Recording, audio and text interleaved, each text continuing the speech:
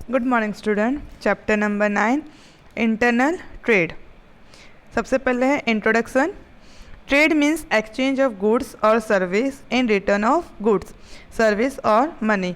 Trade का मतलब हमने एक्सचेंज किया है गुड्स या सर्विस या फिर कुछ भी जिसके रिटर्न में हमको सामने से मनी मिला हो या सामान मिला हो या सर्विस मिला हो।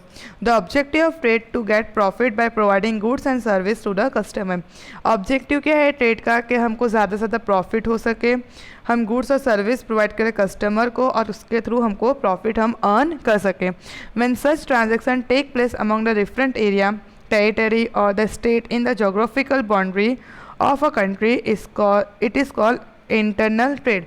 अगर इस टाइप के ट्रांजैक्शन जिसमें हमने गुड्स से सर्विस से उसको कस्टमर को प्रोवाइड किया और हमको रिटर्न में प्रॉफिट मिला, अगर ये टाइप का ट्रांजैक्शंस हम विथ इन डिफरेंट एरिया में हैं या फिर जोग्राफिकल बाउंड्री हमारी जो स्टेट की जोग्राफिकल बाउंड्री है विथ इन हमारी कंट्रीज़ के अंदर करें तो उसको कहते हैं internal trade. Various type of productions are not possible in the country due to unequal distribution of natural wealth. Because of this, producers supply their good to the customer over different area of the country. बहुत सारे types के products हैं वो possible नहीं हो सकते सब जगह पे, क्योंकि जो हमारा नेचुरल वेल्थ है उसका डिस्ट्रीब्यूशन जो अनइक्वल हुआ है, इस वजह से प्रोड्यूसर सप्लाई करते हैं अपने अपने प्रोडक्ट अलग अलग कस्टमर के लिए अलग अलग एरिया में। It is called internal trade. अब इंटरनल ट्रेड का मीनिंग है, internal trade means trade with in the geographical boundary of the country. अगर जोग्राफिकल बाउंड्री अपने खुद की बाउंड्री के अंदर हमने बिजनेस किया है तो उसे कहते हैं internal trade. Currency, weight, measurement, trade practice and legal matters are common in the internal trade. जैसे कि करेंसी है, वेट है, मेजरमेंट है, ट्रेड प्रैक्टिकल्स है, लीगल मैटर, ये सब कॉमन होता है इंटरनल ट्रेड में। जो हमारे एरिया में जैसे मेजरमेंट जैसा वेट है, सेम दूसरे स्टेट में भी सेम वही रूल्स एंड वही चीज़ फॉलो होते हैं। It take less time, risk is less and contract between purchase and seller can easily maintain due to easy transfer of the goods in the internal trade. इस type के trade में हमारा time less लगता है, हमारा risk बहुत कम होता है, क्योंकि जो भी कॉन्ट्रैक्ट है परचेज और सेलर के बीच में वो हमारा इजीली ट्रांसपोर्ट हो सकता है एक जगह से दूसरी जगह पे, बिकॉज ऑफ वो इंटरनल ट्रेड है। अब क्लासिफिकेशन क्या है ट्रेडिंग एक्टिविटी को। अब क्लासिफिकेशन है यहाँ पे, पहला है from the view point of boundary, second from the view point of distribution, from the view point of payment, from the view point of delivery of goods. सबसे पहले है from the view point of boundary. Boundary के अगर view point से देखा जाए तो दो हो सकता है, एक इंटरनल दूसरा फॉरेन। अगर हमारी कंट्री के अंदर है तो वो इंटरनल, कंट्री के बाहर है तो foreign. View point of distribution से देखा जाए मीन्स चैनल के हिसाब से, तो आइदर जो भी हम बिजनेस करें वो डायरेक्ट हमारे कस्टमर को सेल करें तो वो डायरेक्ट ट्रेड, या फिर इनडायरेक्ट। इनडायरेक्ट मतलब जैसे कि हमने होल सेलर को बेचा और होल सेलर जो कस्टमर को बेच रहे हैं तो वो इनडायरेक्टली, हम डायरेक्ट कस्टमर को नहीं बेच रहे, हम किसी के थ्रू बेच रहे हैं। उसमें एक होल सेल आ सकता है, दूसरा है रिटेल। थर्ड है from the view point of payment. Payment में हम दो व्यू पॉइंट रखते हैं, एक तो क्रेडिट ट्रेड मीन्स हम डिलीवर करने के बाद हमें पैसे मिले, हमने जो उधार में दे के आए तो वो हमारा क्रेडिट ट्रेड होता है। दूसरा कैश ट्रेड के हमने जैसा डिलीवर किया हमें तुरंत ही कैश मिल गया, जो कैश ऑन डिलीवरी टाइप होता है। लास्ट है from the view point of delivery of goods. दो होता है उसमें, स्पॉट ट्रेड हमने तुरंत ही गुड्स देखा तुरंत ही डिलीवर कर दिया। सेकंड फ्यूचर या फॉरवर्ड ट्रेड के हमने उसे सेलेक्ट किया, बाद में उसने ऑर्डर दिया और हमने उसे सप्लाई किया। अब इसमें सबसे पहला है हमारा होलसेल ट्रेड। होलसेल ट्रेड का मतलब है a traders purchase the goods in large quantity from the producer and sell the goods in to the retailer as per requirement in small quantity is called wholesale trade.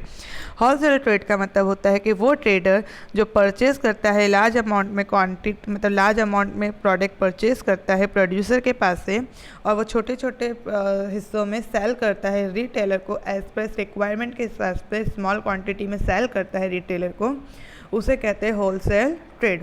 Wholesale connect करता है producer और retailer के बीच का connection, जो middle man होता है वो wholesaler होता है। और यहाँ पे प्रोड्यूसर है, प्रोड्यूसर होलसेलर को सेल कर रहा है, होलसेलर रिटेलर को बेच रहा है और रिटेलर कस्टमर को सेल कर रहे हैं। सर्विस ऑफ होलसेलर कि होलसेलर कौन सी सर्विस प्रोवाइड करता है। Service of wholesaler to producer, wholesaler कौन सी सर्विस प्रोड्यूसर को प्रोवाइड करता है। सबसे पहले order in large scale, wholesaler place करता है ऑर्डर हमेशा लार्ज क्वांटिटी में, वो प्रोड्यूसर के पास से लार्ज क्वांटिटी में परचेज करता है और फिर उसको रिटेलर को सेल करता है। इन्फॉर्मेशन ऑफ मार्केट, जो होलसेलर होता है वो रिटेलर के पास से सारे इन्फॉर्मेशन कलेक्ट करता है रिगार्डिंग कितना डिमांड है, टेस्ट कैसा है, प्रेफरेंस क्या है कस्टमर का फैशन क्या चल रहा है, वो सब रिटेलर के पास से इन्फॉर्मेशन कलेक्ट करना और प्रोड्यूसर को डिलीवर करना, ये काम करने का, ये बीच का लिंक जो है वो होलसेलर होता है। Freedom from the storage of good, wholesaler purchase करता है large quantity goods from producer के पास से और वो खुद के वेयर हाउस में रखता है। इसके लिए प्रोड्यूसर को वो फ्री देता है, मतलब वहाँ प्रोड्यूसर को एक फ्रीडम मिल जाता है कि उसको गुड्स को ज़्यादा देर तक स्टोर नहीं करना पड़ता है। Freedom from the worry of sale, wholesaler large amount के गुड्स परचेज करता है प्रोड्यूसर के पास से और फिर उसको सेल करता है। तो जो प्रोड्यूसर होता है वो फ्री होता है कि उसको वरी ऑफ सेल के मेरा सामान बिका कि नहीं बिका, उससे वो फ्री हो जाता है। Relief in capital, wholesaler many times payment जो होता है वो एडवांस में करता है, इसके लिए प्रोड्यूसर को एक तरह से रिलीफ होता है कि उसको कैपिटल इजीली अवेलेबल हो जाता है। Freedom from risk, wholesaler large amount में परचेज करता है प्रोड्यूसर के पास से गुड्स और बाकी सब काम वो खुद करता है, जैसे उसको स्टोर करना, उसको बेचना, ये सब। तो जो रिस्क होता है कि मे बी सामान वेस्टेज हो जाएगा या फिर रिस्क ऑफ डिस्ट्रक्शन है गुड्स का, वो सब चीज़ से प्रोड्यूसर फ्री हो जाता है। तो ये था हमारा होलसेलर, मतलब सर्विस ऑफ होलसेलर। अब है यहाँ पे कि service of wholesaler to retailer, के रिटेलर को कौन सी सर्विस होलसेलर प्रोवाइड करता है। Good as per requirement, wholesaler supply करता है गुड्स रिटेलर को जितना उसको सफिशेंट क्वांटिटी चाहिए उस हिसाब से, मीन्स उसको स्टोर करने की ज़रूरत नहीं पड़ती है। Good on credit, wholesaler creditor जो भी रिटेलर को हो सामान बेचता है क्रेडिट के बेस पे, मतलब तुरंत ही पेमेंट नहीं, वो बाद में भी धीरे धीरे पेमेंट कर सकता है। Decrease in advertisement expense, retailer को एक एडवांटेज मिलता है कि जो एडवर्टाइजमेंट करता है वो होलसेलर खुद ऑलरेडी होलसेलर भी कर रहा होता है, सेल्स प्रमोशन ये सब, तो इसके लिए जो एडवर्टाइजमेंट एक्सपेंस होता है वो रिटेलर का थोड़ा सा डिक्रीज हो जाता है। रिडल्सर ऑफ कंप्लेन, रिटेलर जो भी कंप्लेन है वो जो भी से करना है वो डायरेक्टली होलसेलर को बोल देगा अकॉर्डिंग टू कस्टमर का फीडबैक, और होलसेलर का काम होता है कि वो प्रोड्यूसर को बताए, तो इसके लिए वो एक तरह से कंप्लेन जो भी है वो इजीली सॉल्व कर सकता है retailer. Freedom from risk, wholesaler freedom देता है रिटेलर को कि जैसे वेस्टेज है, लॉस्ट ऑफ गुड्स है, इंक्रीज और डिक्रीज इन प्राइस, क्योंकि होलसेलर सारे स्टोर कर रहा है गुड्स और रिटेलर को थोड़ा थोड़ा दे रहा है, तो रिटेलर को रिस्क बहुत ही कम होता है। गाइडेंस, होलसेलर पहले से रिटेलर को एडवांटेज देता है कि वो सारे नॉलेज एक्सपीरियंस रिलेटेड या फिर गुड्स रिलेटेड रिटेलर को बताता है, तो उस वजह से उनको गाइडेंस मिल जाती है रिगार्डिंग द प्राइस, उसे कैसे यूज़ करना है, कैसे सेल करना है एक्सेट्रा। तो ये हमारा था होलसेलर। Thank you.